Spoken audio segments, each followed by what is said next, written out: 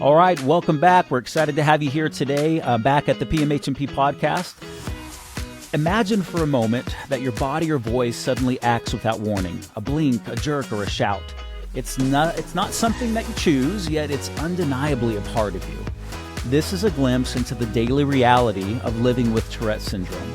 Today, we're going to dive deep into this fascinating neurological condition or disorder, one that challenges the limits of voluntary control and pushes us to reconsider how we define normal. So Tourette Syndrome, or just simply TS, is more than just a series of tics. It's a condition rooted in the developing nervous system, affecting individuals in unique ways and dynamic ways. Now, tics, those rapid involuntary movements or vocal sounds, these are the hallmark of TS. They emerge unexpectedly, often in childhood, between the ages of about 5 and 10. At first, they might appear as small movements like blinking or jerking, but over time, they may evolve, okay? And this is going to involve various parts of the body and even vocalizations. The experience is unpredictable and it varies from person to person, both in severity and the frequency. Now, while tics may feel disruptive, they also tell a story of resilience for that person. For many, symptoms peak during the adolescent period, a time already brimming with challenges. Yet, the remarkable thing about TS is its trajectory. Tics often diminish in adulthood, giving way to new levels of self-awareness and self-control. So this isn't a degenerative condition. And an individual with TS, they can live full, thriving lives, even as they navigate the unique hurdles the syndrome presents. So today, we'll explore Tourette Syndrome from all angles, the science, the experience, and the possibilities of care and understanding. Whether you're here to learn for your practice or just out of sheer curiosity or preparing for your certification exam, this journey is going to promise to shed light onto the complexities of TS and the extraordinary people who live with it. Let's go ahead and begin. All right, so when it comes to Tourette's, in general, we have a classification of tics. So there's defining tics and there's specific impacts that we're dealing with. And tics, these are rapid, repetitive, and involuntary movements or sounds that vary in intensity, frequency, and complexity. For those living with TS, tics are more than just random disruptions. They can be unpredictable, and they really help shape their daily lives. It becomes a part of them. And while tics can range from mild to severe, the vast majority of cases lean towards the milder end of that spectrum. So tics are typically classified into two main categories. We have simple tics and we have complex tics, each with their own unique characteristics.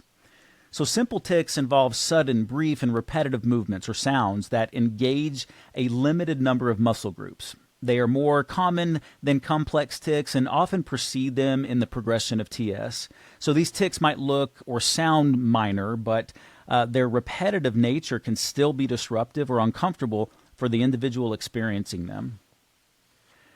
So let's talk about some examples of these motor and vocal tics here. So the motor tics are going to be things like eye blinking and facial grimacing, shoulder shrugging, and head jerking.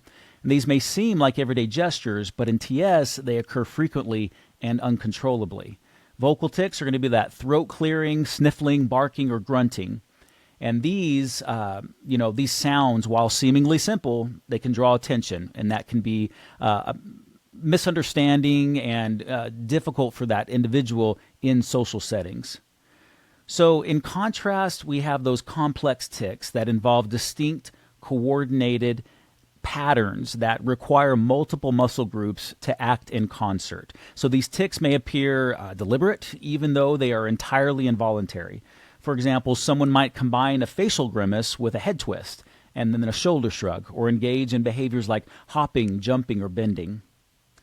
So complex vocal tics, they're really challenging for the individual and also for family members.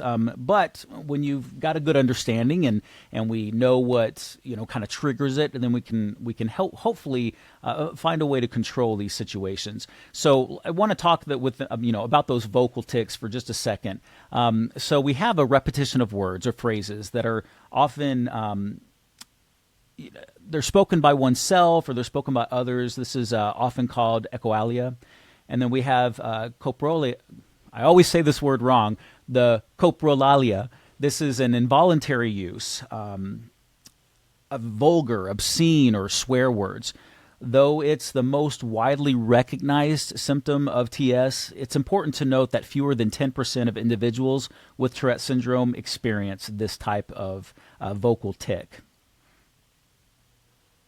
Now, for some, they just need to notice the difference between those simple and those complex tics, because that's going to help you as the provider figure out, okay, what level of treatment are we really dealing with here, and how is this debilitating the patient as well as the family members. So make sure you understand those simple versus complex tics.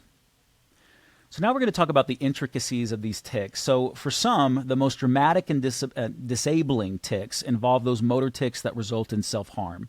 So this is things like punching oneself or vocalizations that can lead to social isolation or stigma. Now, adding to the complexity, many individuals with Tourette syndrome experience this premonitory urge or this buildup of tension or a sensation in the muscle group involved.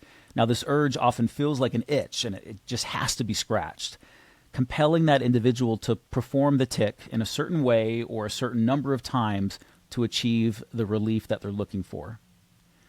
Tics, whether they are complex or simple, aren't just symptoms. They are deeply tied to the person's experience of their body and mind. Understanding the nuances of tics allows us as healthcare providers to build a foundation of empathy and insight, and this is going to pave that way for effective management and support. So in our next section, we're going to explore the neurobiology of Tourette syndrome, and we're going to dive into the brain's role in the development and regulation of these tics. So Tourette syndrome often challenges us to rethink the boundary between voluntary and the involuntary, especially when it comes to what triggers the tics. Now, these triggers can be unpredictable. They can, the tics themselves are influenced by emotions, environments, and even physical sensations. So one of the most fascinating aspects of Tourette syndrome are the emotional states that can shape frequency and intensity of the tic. So excitement, stress, and anxiety tend to exacerbate the tics, creating a cycle where the emotional response to the tic can further heighten its occurrence. Conversely, calm, focused activities often diminish tics, providing a temporary reprieve. For many individuals, engaging in creative or mindful tasks such as playing music, drawing, or concentrating on a game can offer a sense of control and relief. The environment also plays a critical role in tic expression. So certain physical experiences such as a tight collar, this might trigger neck tics, while hearing another person sniff or clear their throat can provoke imitative vocal tics. So this phenomena where environmental stimuli seem to cue a tic, this is going to really show and underscore the deeply responsive nature of the nervous system in individuals with TS. Interestingly, tics, they don't completely disappear with sleep. During light sleep, tics may still be present, albeit significantly reduced, but during deep sleep, tics vanish entirely. And this distinction highlights how TS is not simply a concussion or a consciousness or a behavioral issue, but one that's deeply tied to the brain's activity and regulatory system. Many people with Tourette's develop an ability to suppress the tics, and in particular in social and professional environments and settings. Now, while this can minimize their outward impact, it often comes at a cost. So suppressing tics leads to a substantial buildup of internal tension. a sensation that's frequently described as overwhelming, like trying to hold in a sneeze or resist scratching an itch. Eventually, the tic feels inevitable, right? And its release can bring temporary relief, albeit not without potential embarrassment or discomfort for that individual. Tics that occur in response to an environmental trigger, like mimicking someone else's sounds, can sometimes appear deliberate and purposeful. However, it's crucial to remember that these tics are involuntary, even if they seem reactive. As healthcare providers, recognizing these triggers allows us to educate patients, families, and communities about the uncontrollable nature of the tic. This understanding not only helps reduce stigma, but also creates opportunities to tailor care environments that are supportive and accommodating. All right, so moving on to the next section, let's talk about those co-occurring disorders. So Tourette Syndrome is often described as more than just tics, and for good reason. While the tics are the hallmark symptom, many people with TS face additional challenges in the form of co-occurring neurobehavioral conditions. These associated disorders, they often pose greater difficulties than tics themselves, impacting emotion, behavior, and ultimately learning. So let's explore these common co-occurring conditions and their implications. All right, so the common co-occurrings. Number one we have to talk about is going to be attention deficit hyperactivity disorder. So in ADHD, this is one of the most frequently co-occurring conditions in individuals with TS. Symptoms like difficulty concentrating, impulsivity, and hyperactivity can make it challenging to stay focused and regulate behavior. These traits can lead to academic struggles, strained relationships, and difficulty managing daily tasks. Next would be obsessive compulsive disorder or behaviors like OCD or OCB. So obsessive thoughts and compulsive behaviors are very common in TS. Individuals may feel compelled to perform repetitive actions like hand washing or checking locks or organizing items in a specific way. While these behaviors provide temporary relief, they often interfere significantly with daily life and create additional stress on the individual. Next would be anxiety. So anxiety frequently accompanies with manifesting as feelings of unease, fear, or worry about uncertain outcomes. So this anxiety, it can be generalized or situational and often amplifies the challenges associated with managing tics and other symptoms. Learning disabilities are key too. So while intelligence is not typically affected in Tourette syndrome, many individuals and patients will face difficulties with reading, writing, and arithmetic. These learning challenges can lead to frustration and lower academic achievement, especially when it's misunderstood by educators and the individual's peers. So emotional regulation can be particularly challenging for individuals with TS, leading to anger management difficulties, aggression, or trouble adapting socially and emotionally. These behaviors are often misunderstood as intentional, further compounding that stigma and that social isolation. So sleep disturbances, we talked a little bit about this already, but problems falling asleep, staying asleep, or excessive daytime sleepiness can be common with TS. Sleep challenges can exacerbate the tic, reduce concentration, and increase irritability, creating a cycle of heightened difficulties. Social skills deficits, this is navigating social interactions. This can be challenging for individuals with TS because the difficulties with reading social cues and maintaining friendships and managing social anxiety often lead to isolation and strained relationships. Then the last one we have here is the sensory processing issues. So many individuals with TS have heightened sensitivity to sensory stimuli such as touch, taste, smell, sounds, and movement. This can result in difficulty organizing and responding to sensory information, and this leads to discomfort or overstimulation of the everyday environments that they're in. Now, the lifespan perspective, okay? While tics often diminish in late adolescence or early adulthood, these co-occurring conditions frequently persist. So continuing to affect their social, their emotional, and academic or occupational functioning. Understanding that addressing these conditions is essential is going to be a key component of you providing comprehensive care. Now, as nurse practitioners, we have a unique opportunity to address the whole person, right? Not just the tics. Recognizing the interconnectedness of Tourette syndrome and its associated disorders, that's when we can advocate for integrated treatment approaches that include behavioral therapies, educational support, and social skills training. In doing so, this is going to help us empower individuals with TS to live long, fulfilling lives, despite the challenges that they're facing with their condition. All right, so moving on to some of the educational challenges that are faced with Tourette syndrome. Education is really the cornerstone of a child's development, right? And for students with TS, navigating that classroom environment can be challenging and an opportunity for growth as well if we let it. While many students with TS thrive in a traditional classroom setting, the presence of co-occurring conditions, things like ADHD, learning disabilities, and OCD, along with the frequent tics, this is what can significantly impact that academic performance and social adjustment. So for students with TS, the classroom environment can amplify certain struggles. So obviously, the first is going to be the tics, right? Frequent motor or vocal tics may distract the student or other people that are around them, and this is going to lead to that frustration and embarrassment.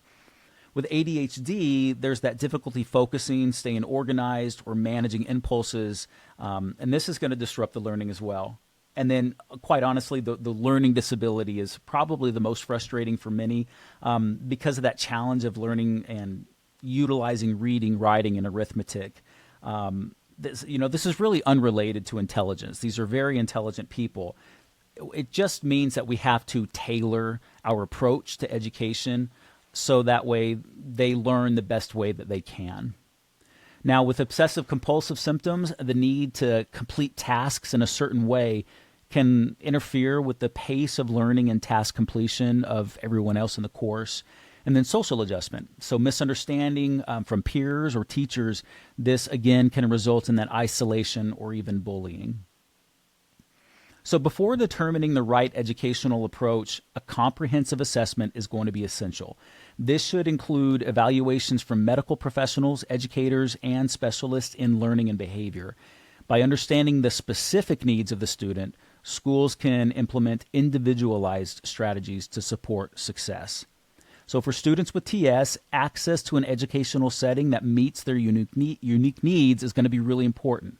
So tutoring or one-on-one sessions to focus on specific learning challenges or missed content. We want to have a smaller special class, if needed, to reduce class size and minimize distractions and allow for more tailored instruction. Creating a quiet space for students to complete their work or do their exams without distractions from tics or external tasks. Now, performance accommodation is a really important aspect. Tailored strategies, right? This is things like note-taking assistance, technology aids, or modified assignments to address the learning barriers. So again, this is very individualized. An often overlooked aspect of supporting students with TS is the education of educators and peers. So teachers equipped with the knowledge of TS, they can create inclusion, supportive environments, while peers who understand the condition are more likely to respond with empathy rather than judgment. Simple strategies like allowing students to step out of class briefly to release the tics, this can have a profound difference on that individual. So students with Tourette syndrome bring unique perspectives, okay? This perspective of resilience and creativity in the classroom by fostering a supportive educational environment. It's really what's going to set them apart and help them out the most. So by fostering this supportive educational environment, we tailor to their needs and we help them overcome challenges. And that's what's going to help them unlock their full potential in adolescence, which is so key to growing up to an effective and, adult that can actually go out and get things done. So let's talk about who's more likely to develop Tourette syndrome, okay? So when we consider who is the most likely to develop it, we step into the intricate interplay of genetics, brain function, and environmental influences. While the exact cause of TS continues to remain unknown, ongoing research has shed light on several key factors that contribute to its development and expression. So TS is linked to abnormalities in the brain, okay? Particularly in the basal ganglia, which plays a critical role in controlling movement and motor habits. Then we have the frontal lobe. This is responsible for decision-making, impulse control, and attention. Next is the cortex, involved in higher-order brain functions like thought and action.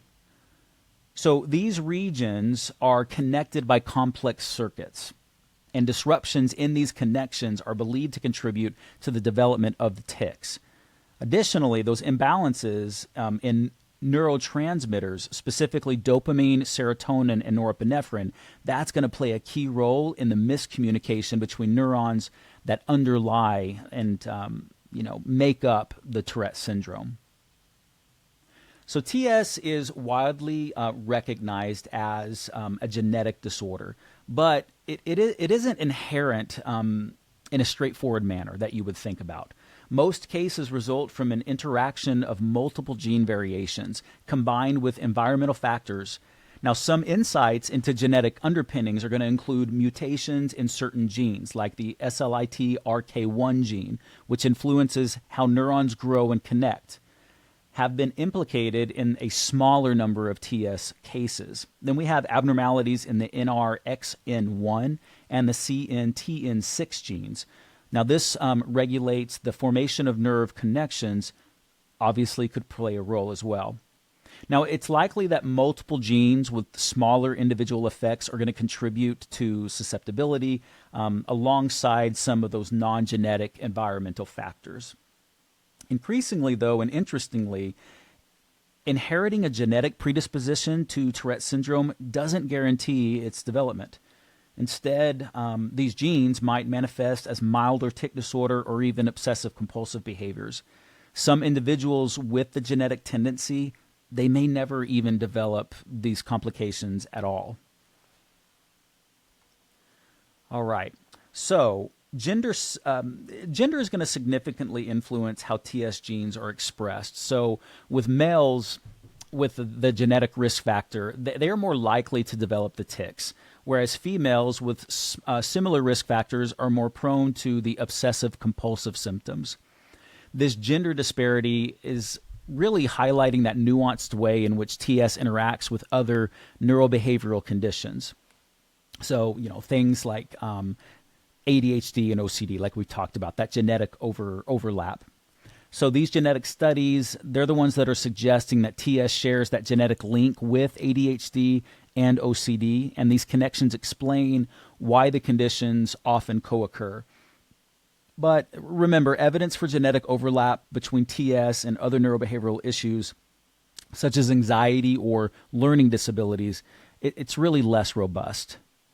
And while genetics lays the groundwork, environmental factors really, they can influence whether and how the Tourette syndrome manifests. And these factors might include prenatal exposures, birth complications, or even infections during early childhood.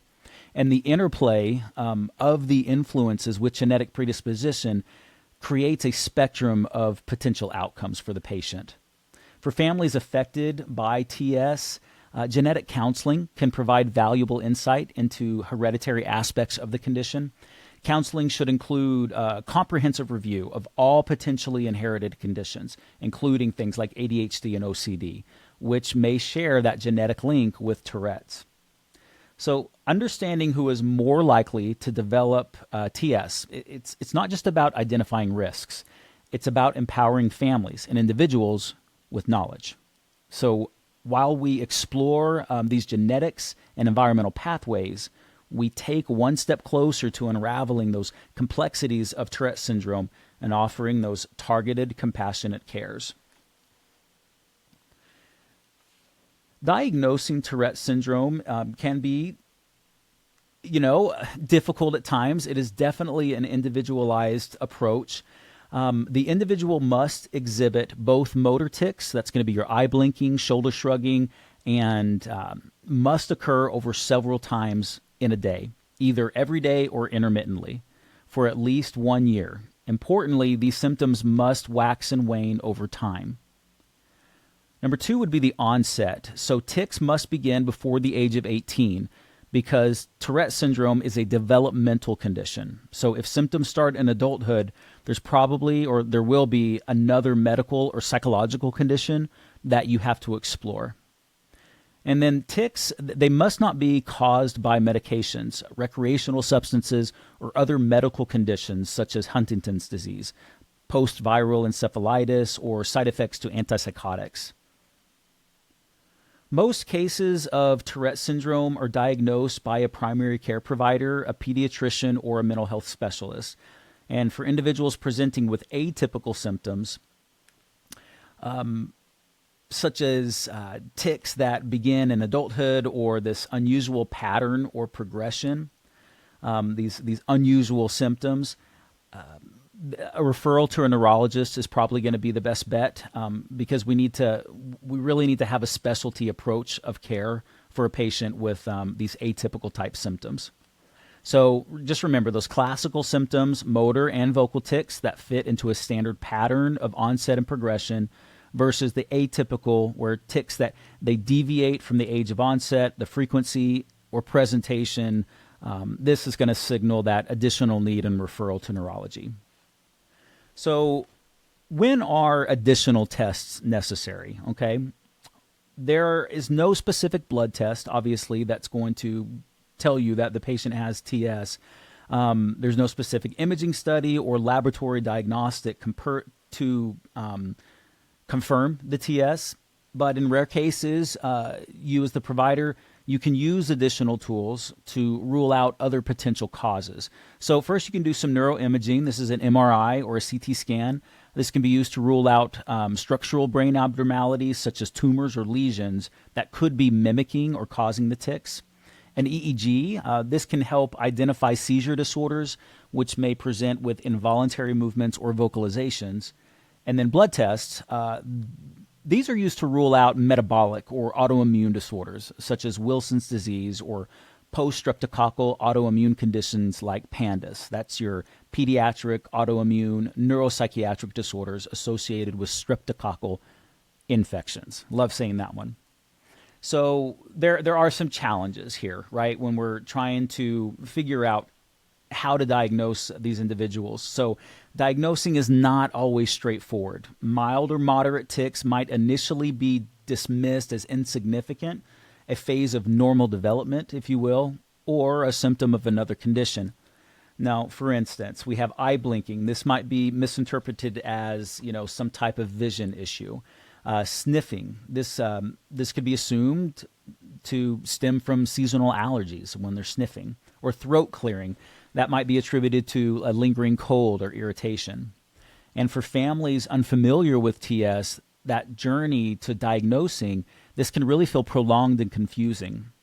So early recognition of tics as a potential symptom of a neurodevelopmental disorder is going to be really crucial in reducing those delays in care. So for healthcare providers, recognizing the distinct patterns of TS and distinguishing it from other conditions is very valuable. It's equally important is the education of the families, the teachers, the caregivers in order to identify significant issues. All right, next up we're going to talk about treating Tourette syndrome. So TS, as we've already made very clear, it does present with a lot of unique challenges. But the good news is that while there are no cures for this condition, there are effective treatments to help manage those symptoms. The approach to treatment is going to depend on the severity of tics and how much they interfere with daily functioning. For many, education and understanding this is sufficient. But when tics become disruptive, there's a range of medical and non-medical interventions that we can offer. So if tics are mild and don't interfere with school, or work or other social interactions, treatment might not be necessary. But for those whose tics significantly impact life, both pharmacological and behavioral therapies are going to play a really important role. So first up here, we're going to talk about the medications, commonly prescribed options. And medications are going to target, the first one we're going to talk about for dopamine blockers and depleters. These are going to target that dopamine system. They are most effective for suppressing tics. So Haldol, this is a dopamine receptor antagonist, often prescribed for moderate to severe tics. We have Orap. This is another dopamine blocker with fewer sedative side effects than haloperidol. And then we have Abilify. This is a newer option with partial dopamine agonist activity, and this is often better tolerated than older medications that we see.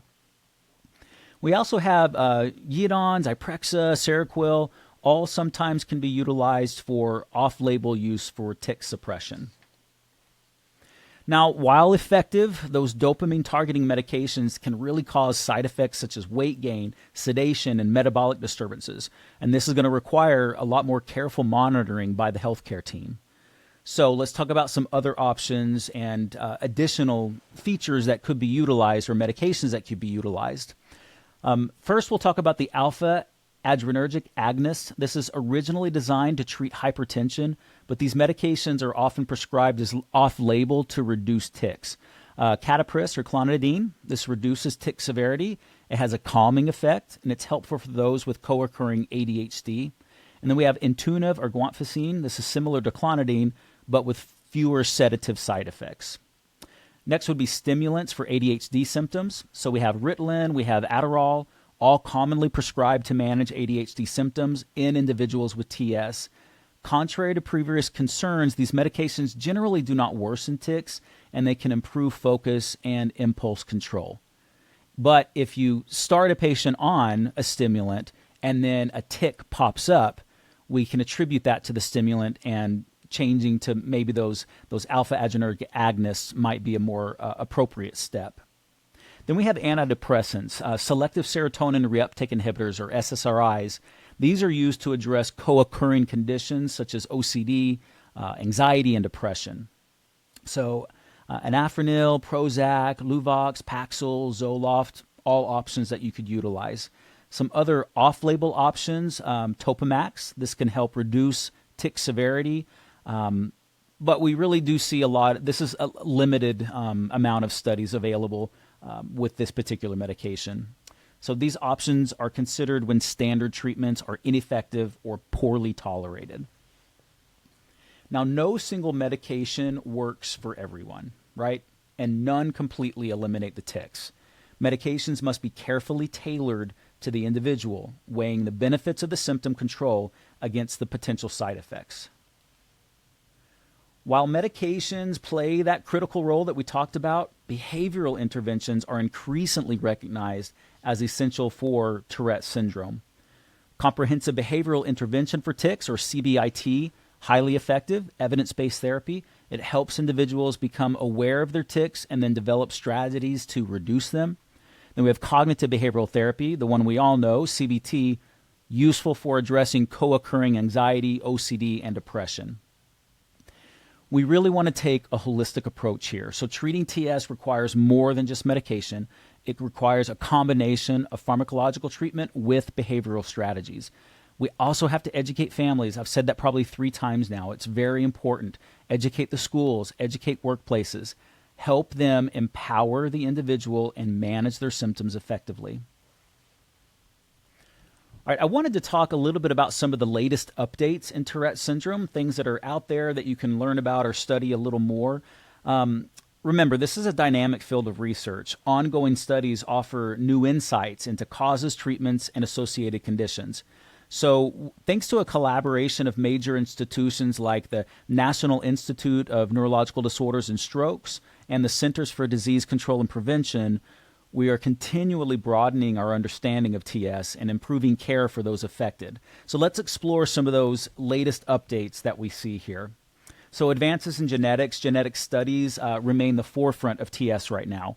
NIH-funded scientists, they're really conducting large-scale genetic analyses to uncover the complex interplay of genes contributing. So we want to enhance the accuracy of clinical diagnosing by way of this, improve genetic counseling for families and the patient, and then uncover those potential genetic targets. Next up, we have neurotransmission. This really is promising. So for individuals with TS, symptoms do not respond, and if symptoms do not respond to medication or behavioral therapies, deep brain stimulation, or DBS, is emerging, and it's becoming a viable option. Surgically implanting a battery-operated device to deliver electrical stimulation to the targeted regions, and then modulating abnormal nerve signals responsible for tics and associated conditions like OCD. So ongoing clinical trials funded by NINDS, they're evaluating safety and efficacy of DBS in adults and children.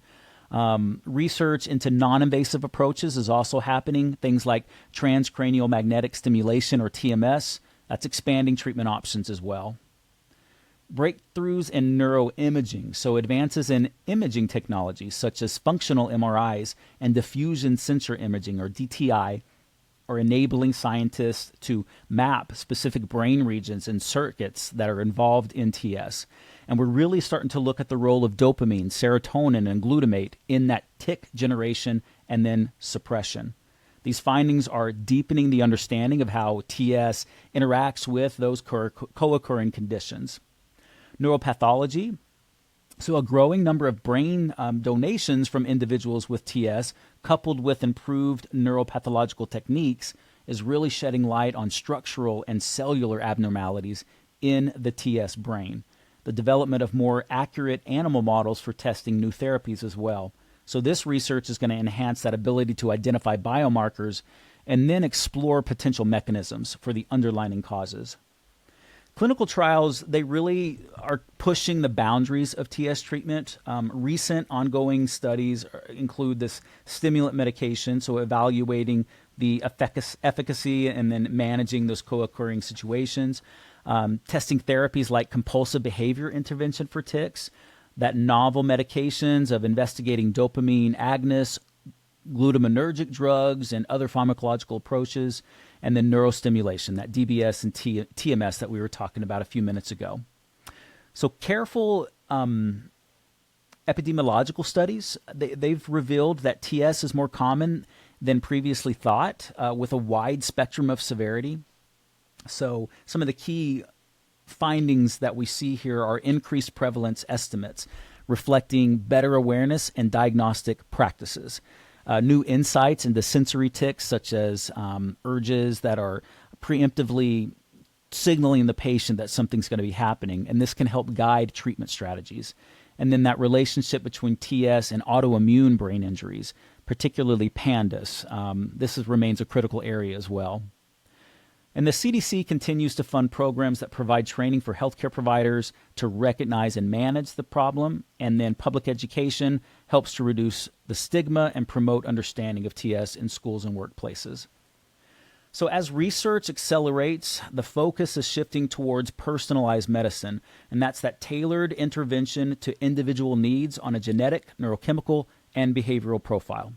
With a growing arsenal of treatments that we just talked about and an expanding knowledge base, we're closer than ever to transforming the lives of individuals with Tourette's. All right, let's go ahead. We've covered a lot of critical issues and aspects of TS. There's some additional insights that I wanted to leave you with before we close off for the day. So while we know TS is primarily a neurological and genetic condition, environmental factors that we've already mentioned influence that severity and the progression. One that we haven't talked about yet, though, is the diet and nutrition. So no direct dietary causes of TS have been identified, but maintaining a balanced diet and stable blood sugar levels may help with overall symptom management. Anecdotal evidence suggests that some individuals benefit from avoiding caffeine or other stimulants. So TS often co-occurs with other conditions like sensory processing issues.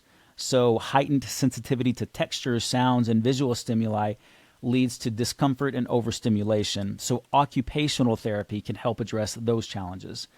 Depression, mood swings, they're common, particularly in adolescence, so careful assessment and management. And then we haven't talked about autism yet. So autism spectrum disorder, although less common, some individuals with TS may also meet the criteria for autism. So that's going to complicate their social and behavioral challenges. All right, then we have some of the non-traditional treatments. So mindfulness and stress reduction for meditation, yoga, or biofeedback, this could potentially help reduce the tic frequency and then alleviate a lot of the stress and anxiety. Medical cannabis, although research is limited, anecdotal evidence and small studies do suggest that cannabinoids may help reduce tics and improve sleep or anxiety in some individuals with TS. And then we're also seeing things in virtual reality, so virtual therapy. This is innovative, right? Innovative therapies using VR to explore and help individuals practice social interaction to reduce anxiety and help them control their environment. TS often affects more than just the individual. We want to talk about the families and other serious issues related to the TS. So parents and siblings may experience stress and confusion when coping with loved ones that have TS. Family therapy, supportive groups, much needed guidance there. Now, children with TS are at a higher risk of bullying due to misunderstanding or lack of awareness. So school-based education and anti-bullying programs. For adults, understanding employer combinations under the Americans with Disabilities Act, this is going to help ensure equitable opportunities. Now, although TS is a lifelong condition, its trajectory is highly variable. Like we talked about at the beginning of the podcast, many individuals experience significant improvement in tic severity during that late adolescent and early adulthood time frame. And then people with TS often develop exceptional coping skills. They become very creative. Today, it's very popular for them to go onto YouTube, or there's a young lady that's already got a show on, I believe it's the Learning Channel or one of those cable channels. But this is a way for them to channel their feelings, their emotions, and their opportunities and influence on others. So organizations like the Tourette Association of America and international groups, they also provide valuable resources for individuals and their families. This can include access to educational materials, advocacy for research, funding, and policy changes. We become advocates out in the policy world as well, and then community support groups. So some cutting edge areas of TS that we didn't talk about under that previous section. One is the microbiome studies. So this really investigates the role of gut bacteria in neurodevelopmental conditions. Machine learning and AI, so using artificial intelligence to predict tic patterns and develop these personalized treatment plans. And then precision medicine, targeting treatment based on genetic and neurochemical profiles. So by continuing this broadening of understanding and its many dimensions of TS, that's where the care, reduction in stigma, and empowerment of individuals and families really leads to that confidence and hope of everyone involved. So as we draw this discussion to a close today, it's really important to reflect on what we've learned about TS. So not just as a neurological disorder, but as a multifaceted condition that affects individuals in deeply personal and unique ways. TS challenges us to expand our understanding of the brain, the environment, and the intricate interplay between genetics and lived experiences. At its core, Tourette syndrome is a condition rooted in complexity. From the motor and vocal tics that define it to the co-occurring conditions that often accompany it, TS affects far more than body. It touches on emotion, social relationships, and daily lives of those who live with it. While the road to diagnosis and treatment may sometimes feel daunting, the progress in research, therapies, and public awareness offers tremendous hope. Empathy is essential. Behind the science are individuals navigating unique challenges. Understanding those involuntary natures of tics and the impacts of co-occurring conditions, helps foster culture. It's culture of safety, culture of empathy, and a culture that reduces overall stigma. There is no one-size-fits-all approach to TS. Effective management requires a tailored plan that combines medication, behavioral therapies, environmental adjustments, and emotional support. Advances in genetics, neuroimaging, and innovative therapies, these are paving the way for better treatments and improved quality of life. Education, advocacy, working to break down those barriers and allowing them to thrive in school, at work, and way beyond that. Living with TS can be challenging, but it can also be a source of strength. TS develops resilience, creativity, and a profound understanding of themselves and others. As nurse practitioners, as educators, as researchers, as advocates, we have the privilege of helping them unlock their potential by offering care, understanding, and encouragement. Let's leave here today with a renewed commitment, not only to deepen our knowledge, but to amplify the voices of those with Tourette Syndrome. Together, we really can create an environment, a world, just all around life where their challenges are met with compassion and their strengths are celebrated.